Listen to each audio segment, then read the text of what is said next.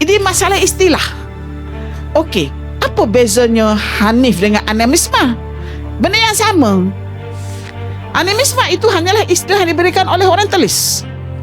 Animisme itu ialah tarif orientalis yang tidak mempunyai Quranic knowledge of views of knowledge tentang Quranic. Jadi dia tak reti nak tahu apa benda ni, agama apa ni. Animisme lah. Itu tarifnya. Sebenarnya itulah Hanif.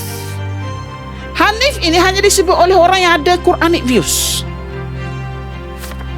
Nampak tak? Jadi kalaulah di tanah Arab pun begitu, di tempat kita pun apatah lagi. Tetapi pencetuk nenek kita tak sembah benda tu. Buktinya apa? Tak ada tempat kita ni. Tak ada. Lepas itu mereka ini amat menjaga hubungan dengan penguasa, pencipta. Dia tak tahu Nabi-Nabi marilah, dia tak tahu.